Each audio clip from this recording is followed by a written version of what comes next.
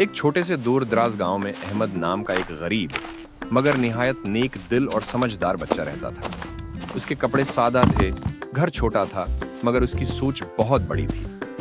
वो रोजाना स्कूल जाने से पहले जंगल से लकड़ियां चुन कर लाता ताकि अपने माँ बाप की मदद कर सके। एक दिन जंगल में चलते हुए अहमद को जमीन में दबा हुआ एक पुराना चिराग दिखाई दिया। चिराग मिट्टी से अट्टा हुआ था, मगर इसमें से हल्की सी चमक निकल रही थी। अहमद ने हैरानी से चिराग उठाया और उसे साफ करने लगा। जैसे ही उसने चिराग को रगड़ा, अचानक जोरदार धुआं उठा और फजा बदल सी। धुएं में से एक जिन जाहिर हुआ। उसकी आंखें रोशन थीं और आवाज में नरमी थी। अहमद डर गया और पीछे हट गया, मगर जिन ने कहा, डर मत बच्चे, तुमने मुझे सदियों की कैद से आजाद किया है।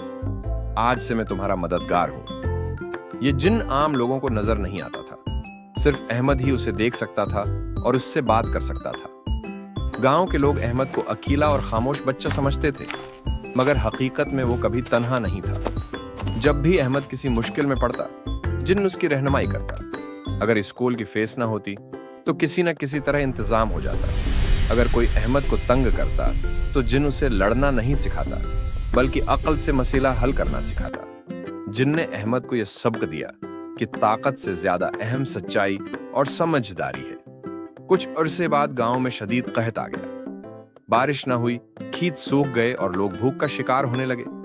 बच्चे रोने लगे और बड़े मायूस हो गए। ये सब देखकर अहमद का दिल टूट गया। उसने जिन से मदद मांगी। जिन ने कहा, मैं ताकत रखता हूं, मगर सब कुछ खुद नहीं कर सकता। अगर तुम नेकी करोगे, लोगों का साथ दोगे, तो मैं तुम्हारा साथ दूंगा। अहमद ने हिम्मत की। उसने गांव वालों को इकट्ठा किया, उन्हें हौसला दिया और मिलकर काम करने का मंसूबा बनाया। जिनकी मदद से कनुओं में पानी आया, खुराक का इंतजाम हुआ और लोग एक दूसरे की मदद करने लगे। आहिस्ता आहिस्ता गांव में खुशी लौट आई। साल गुजरते गए और अहमद जवान हो गया।